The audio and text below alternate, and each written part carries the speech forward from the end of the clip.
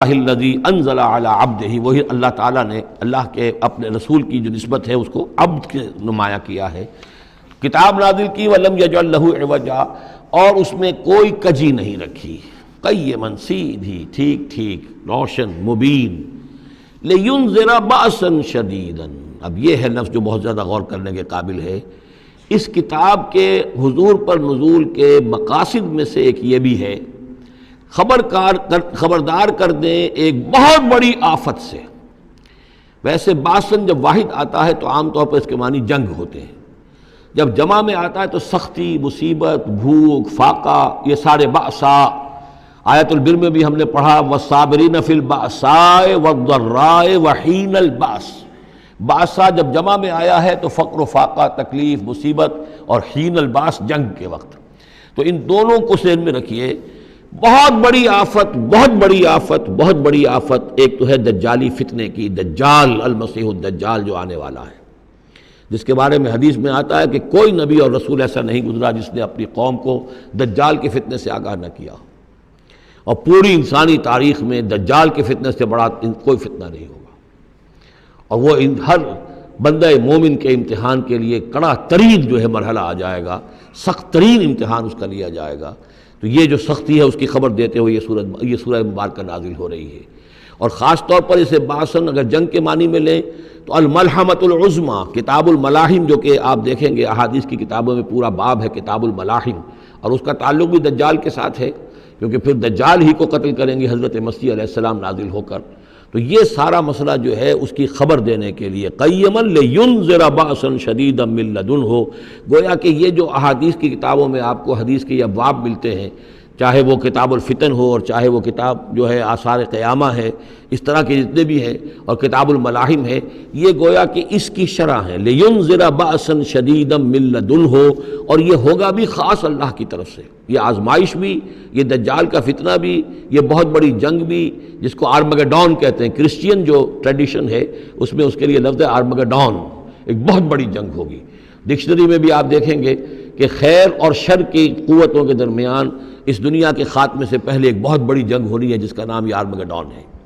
لِيُنذِرَ بَأْسًا شَدِيدًا مِّن لَّدُنْهُ وَيُبَشِّرَ الْمُؤْمِنِينَ الَّذِينَ يَعْمَلُونَ الصَّالِحَاتِ، اور تاکہ بشارت دے وہ ان اہل ایمان کو جو نیک عمل کرتے ہوں، أَنَّ لَهُمْ أَجْرًا حَسَنًا، کہ ان کے لیے ہوگا بہت اچھا بدلہ، مَاكِثِينَ فِيهِ أَبَدًا، اور وہ اس میں رہیں گے ہمیشہ ہمیشہ۔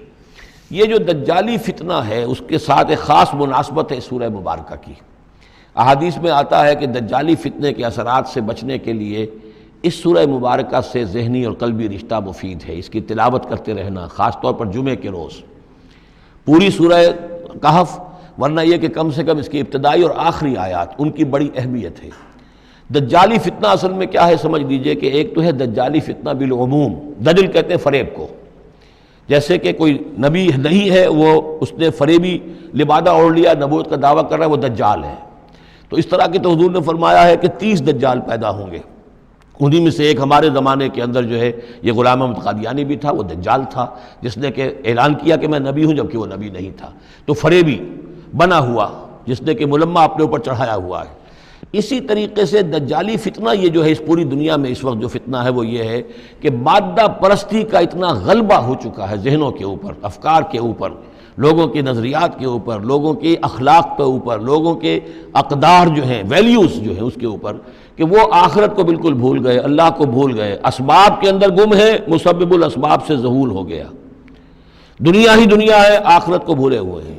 مادہ ہی مادہ ہے، روح سے کوئی سروکار ہی نہیں۔ یہ ہے بالعموم جس کا نام دجالی فتنہ ہے، کہ حقیقت کے اوپر پردہ پڑا ہوا ہے، آخرت پر دنیا کا پردہ پڑا ہوا ہے۔ یہ دنیا جو ہے در حقیقت کیا ہے، وَمَا الْحَيَاةُ الدُّنْيَا إِلَّا مَتَاعُ الْغُرُورِ، یہ دھوکے کا سامان ہے۔ اصل زندگی کو اس نے ڈھانپا ہوا ہے، ہم نے یہ سمجھ لیا کہ زندگی یہی ہے، اسی کے لیے بھاگ دوڑ، محنت، صبح و شام، اسی کے مستقبل کی فکر ہے، لیکن اصل زندگی اس کی کوئی فکر ہی نہیں ہے۔ باقی ایک دجال جو ہے جو آئے گا، وہ معاملہ احادیث کے اندر بھی بڑی طوالت کے ساتھ ہے، اور اس میں کافی پیچیدگیاں بھی ہیں، بعض چیزیں جو ہیں ایک دوسرے سے کچھ مختلف بھی ہیں، اس میں پھر اہل علم کو بہرحال مطابقت پیدا کرنی پڑتی ہے۔ میں نے جہاں تک اپنی کوشش کی ایک رائے تک میں پہنچا ہوں، لیکن ابھی میں اسے بیان نہیں کر رہا ہوں۔ بہرحال دجالی فتنے کی خبریں موجود ہیں بہت شدت کے ساتھ، اور اس صورت کا پڑھنا جو ہے اس میں بہت مفید ہے۔ اس صورت کے مضامین کا دجالی فتنہ بالعموم سے کیا تعلق ہے وہ تو اس ہم دورہ ترجمہ دوران کے اس کے دوران بھی آپ کو معلوم ہو جائے گا، لیکن اس کے جو خاص بڑے مباحث ہیں، خاص طور پر یہ کہ ایک ہمارے بہت بڑے عالم گزرے ہندوستان میں اس صدی کے آغاز میں، مولانا مناظر احسن گیلانی، انہوں نے اس میں باقاعدہ کتاب لکھی ہے، آپ کو مل جائے گی بازار میں بھی، اصحاب کہف کے جو کا معاملہ سورہ کہف کے مباحث ہیں ان کے۔ میں نے اس کو اپنی ایک تقریر کے اندر کسی خطاب جمعہ میں سورہ کہف کے مضامین کا خلاصہ بیان کیا تھا، جس کا عنوان ہے دنیا کی حقیقت۔ ظاہر بات ہے تفاصیل زیادہ جو ہیں وہ میرے لیے ممکن نہیں ہے کہ اس دورہ ترجمہ کے دوران بیان کر سکوں۔ وَيُنذِرَ الَّذِينَ قَالُوا اتَّخَذَ اللَّهُ وَلَدًا، اور خبردار کر دے ان لوگوں کو جنہوں نے کہا کہ اللہ نے بیٹا بنایا۔ یہ ساری دجالیت جو ہے اس کی جڑ کیا ہے؟ مسیحیت، جو موجودہ مسیحیت ہے، جو حقیقت میں مسیحیت نہیں ہے، پولزم ہے، جس کی بنیاد تثلیث پر ہے کہ اللہ کا بیٹا بنا دیا حضرت مسیح علیہ السلام کو، اور انہیں کفارہ بنا دیا تمام جو بھی مان لے ان کو ان کے گناہوں کا، پیش کی معافی ہے ان کے گناہوں کی جو حضرت مسیح پر ایمان لے آئے، اور نمبر 3 شریعت ساقط کر دی، اور نمبر 4 سارا اختیار جو ہے وہ پوپ کے ہاتھ میں دے دیا گیا کہ تم جو چاہو جس چیز کو چاہو حلال کرو، جس چیز کو چاہو حرام کر دو۔ ان چیزوں